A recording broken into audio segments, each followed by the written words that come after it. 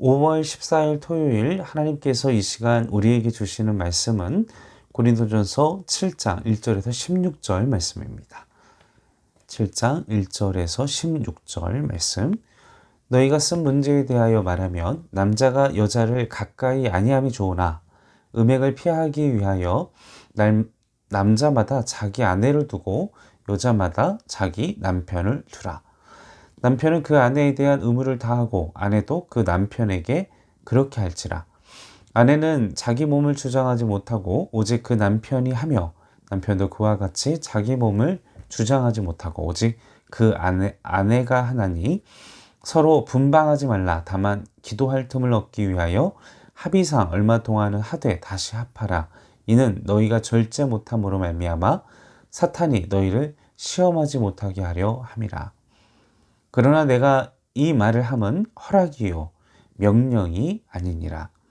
나는 모든 사람이 나와 같기를 원하노라. 그러나 각각 하나님께 받은 자기의 은사가 있으니 이 사람은 이러하고 저 사람은 저러하니라. 내가 결혼하지 아니한 자들과 과부들에게 이르노니 나와 같이 그냥 지내는 것이 좋으니라. 만일 절제할 수 없거든 결혼하라. 정욕이 불같이 타는 것보다 결혼하는 것이 나으니라. 결혼한 자들에게 내가 명하노니 명하는 자는 내가 아니요 주시라. 여자는 남자에게서 갈라지지 말고 만일 갈라섰으면 그대로 지내든지 다시 그 남편과 화합하든지 하라. 남편도 아내를 버리지 말라. 그 나머지 사람들에게 내가 말하노니 이는 주의 명령이 아니라 만일 어떤 형제에게 믿지 아니하는 아내가 있어 남편과 함께 살기를 좋아하거든 그를 버리지 말며 어떤 여자에게 믿지 아니하는 남편이 있어 아내와 함께 살기를 좋아하거든 그 남편을 버리지 말라. 믿지 아니하는 남편이 그 아내로 말미암아 거룩하게 되고 믿지 아니하는 아내가 남편으로 말미암아 거룩하게 되나니 그렇지 아니하면 너희 자녀도 깨끗하지 못하니라. 그러나 이제 거룩하니라. 혹 믿지 아니하는 자가 갈리거든 갈리게 하라. 형제나 자매나 이런 일에 구애될 것이 없느니라. 그러나 하나님은 화평 중에서 너희를 부르셨느니라. 아내된 자여 내가 남편을 구원하는지 어찌할 수 있으며 남편된 자여 내가 내 아내를 구원하는지 어찌 알 수 있으리요. 아멘. 함께 1절에서 3절 말씀을 다시 한번 보겠습니다. 너희가 쓴 문제에 대하여 말하면 남자가 여자를 가까이 아니함이 좋으나 음행을 피하기 위하여 남자마다 자기 아내를 두고 여자마다 자기 남편을 두라. 남편은 그 아내에 대한 의무를 다하고 아내도 그 남편에게 그렇게 할지니라.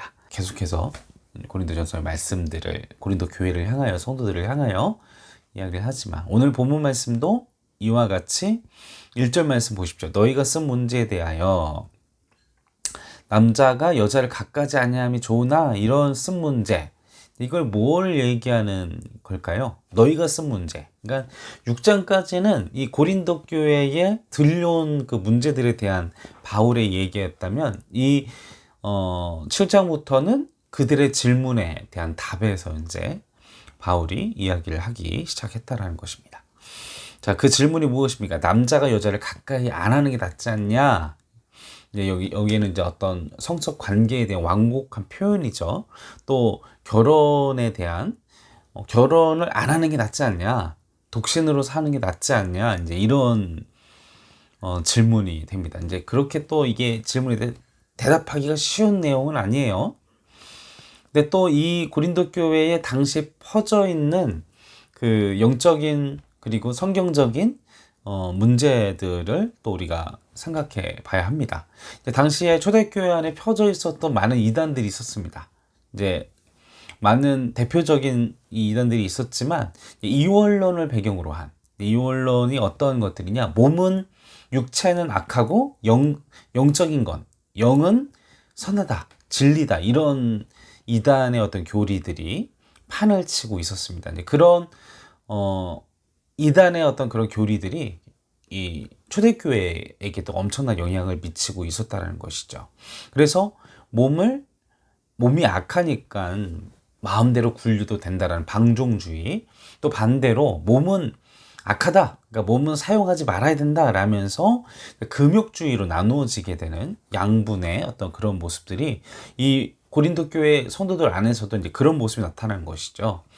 오늘 본문에서도 차라리 결혼 안 하는 게 낫지 않냐, 금욕주의적인 그런 메시지로 바울에게 있었던 것입니다. 그래서 고린도 교회 설립자인 바울에게 이제 금욕주의자들 입장에서 이제 그런 쪽으로 영향을 받은 사람들이 바울도 독신이니까 이제 자신들에게 유리하지 않겠나 이제 이렇게 생각을 했겠죠. 그래서 결혼하는 것보다 독신을 지내는 게 더 영적이다, 이제 그렇게 생각하는 게 아니었을까. 그런데 반대로 결혼을 했다고 해서 그게 덜 영적인 것이냐, 이제 우리가 이것 때문에 만약에 이제 독신으로 사는 게 영적이다라고 한다면 결혼 자체, 그리고 자녀를 낳는 문제, 그리고 앞으로 우리의 자녀들, 그리고 또 결혼한 사람들은 이혼을 해야 되나, 막 이런 여러 가지 막 이슈들이 더 막 꼬리를 물게 됩니다. 자, 이제 바울이 이 질문을 받고 이 질문에 대하여 어떻게 다뤄가고 있는지 다시 한번 1절부터 눈으로 보시겠습니다. 1절을 보십시오. 보시면 독신으로 지내는 것은 좋은 일이다, 이제 좋은 일이라고 얘기를 해요. 근데 2절에 보면 결혼하는 것도 잘못하는 것이 아니다, 이제 또 결혼하는 것이 문제가 있다라고 이야기를 하진 않아요. 각각 은사를 받은 대로 본인이 태어난 어떤 성향, 본인의 어떤 그 성격대로, 은사대로 받은 대로 하라는 것입니다. 자유의 영역이다, 결혼을 하고 또 독신으로 지내는 것, 이제 그런 것에 대하여. 그런데 이제 결혼을 하는 것이 2절에 보면 음행을 피하기 위해 이제 결혼을 해라, 이렇게 이야기를 하는데, 근데 우리도 알고 있지 않습니까? 이제 아담과 하와, 하나님이 가정을 주신 이유, 또 결혼해서 또 결혼 안에서 우리가 하나님의 마음을 알게 되고, 또 자녀를 출산하고, 또 그 과정을 통해서, 그 결혼이라는 과정을 통해서 많은 것들을 알 수 있는데, 이제 바울이 왜 또 이렇게 이런 측면에서 얘기를 했을까? 그 이유는 바로 금욕을 주장하는 사람들, 그 사람들의 입장에서, 그 사람들의 관점에서 이야기를 하는 것이죠. 그러다 보니까 이제 그런 측면에서만 얘기를 했던 것 같습니다. 몸은 악하기 때문에, 이제 물질은 악하기 때문에, 이제 이런 것들, 그래서 몸은 사용하지 않는 것이 좋다라는 금욕주의자들에게 단순히 이 욕망을, 그리고 몸을, 이 본능적인 욕구를 억압하는 것만으로도 해결이 되느냐, 억압하는 것만으로 해결이 되느냐, 근데 그것은 아니다라고 얘기를 하는 것이죠. 음행하고 사고를 치는 것보단 차라리 결혼하는 것이 더 낫다라고 이야기를 하고 있는 것입니다. 독신을 지키기 위해서 내 욕망하고 이제 싸우면서 그 에너지를 소모하는 것보다는 결혼해서 정상적인 부부의 관계 안에서 그 자신의 그런 욕구의 문제, 또 욕망의 문제를 해결하고, 또 그 안에서의 얻어지는 부부의 연합, 또 그런 것들을 선하게, 또 부부한 어떤 그런, 그래서 이제 성경 안에서도 각방을 쓰지 말라, 이제 영적으로 하나님과 기도하기 위해서, 하나님과 가까이 하기 위해서는 정해진 기간, 그러나 꼭 합해라, 이제 이런 이야기를 하는 이유도 바울이 이제 그런 측면에서 이야기를 하고 있는 것이죠. 다시 말하면 본인은 독신, 어떤 욕망이 강하고 욕구가 강한 사람인데 억지로 참아가면서 막 싸워가면서 그런 소모적인 일을 하지 말고, 이제 그런데 바울은 독신으로 살았습니다. 다시 말하면 바울은 이런 육체적인 욕망에 대해서 자유로울 수 있었기 때문에 가능했다라는 것이죠. 그래서 바울은 독신으로 사는 것은 나쁜 일이 아니다, 권고할 만한 일이다. 그러나 타고나기로 혼자 지내도 이런 정욕에 대해서, 욕망에 대해서 편안하고 자유롭고, 또 이런 바울과 같은 은사가 있는 사람이면 독신하는 것이 좋은데, 그렇다고 결혼하는 것이 덜 영적이고 문제가 있는 것이 아니라, 결혼하는 것도 결혼하면서 가정을 이루는 것도 좋은 일이다. 근데 이제 또 얘기를 하죠. 결혼하면은 장점이 있습니다. 이제 부부 관계에서 또 자녀 관계에서 이렇게 얻어지는 것들이 되게 풍성해요. 저도 저희 아들이 있고 아들들이 있었지만 너무 그 아이들을 통해서 얻어지는 게 너무 많았어요. 너무 풍성했습니다. 자녀의 하나님의 선물, 하늘의 선물이라고 저는 아이들을 보면서 늘 생각을 했었습니다. 그런데 이 그 가정을 꾸리게 되면요, 자유가 없어지잖아요. 그죠? 하나님 나라만을 위한 어떤 집중할 수 있는 그게 참, 뭐 아이와 이 부부 사이와 이걸 지키는 것도 하나님 나라를 키우는 건데, 이제 어떤 독신이 할 수 있는 어떤 전적인 집중력은 따라가지 못합니다. 그죠? 그런 면에서 있어서는 독신이 참 유리합니다. 어떤 사역적인 측면이나 하나님과의 관계의 측면에서 따라가지 못합니다. 그죠? 그런데 또 독신에도 문제점이 있습니다. 어떤 문제점이죠? 정서적인 문제가 생겨요. 외로움, 고립감, 그리고 어떤 욕망이 갑작스럽게 또 생길 수도 있고, 그 욕망에 대한 문제, 또 이런 여러 가지 문제가 있습니다.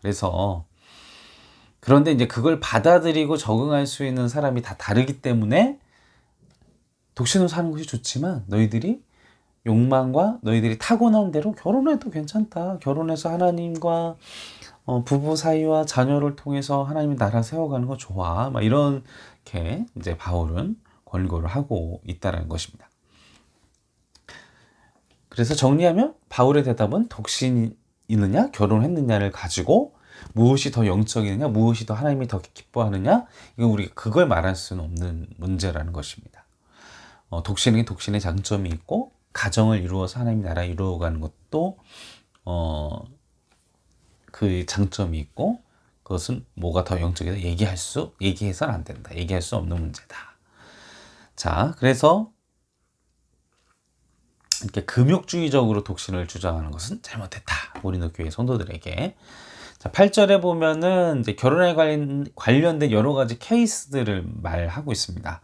첫 번째 케이스들은 결혼하지 않은 사람들, 그리고 싱글들과 그리고 과부들, 현재 홀로 지내는 사람들의 경우. 이제 되도록이면 공고하죠. 너희들이 혼자 지내는 게 자유로우면 혼자 지내라.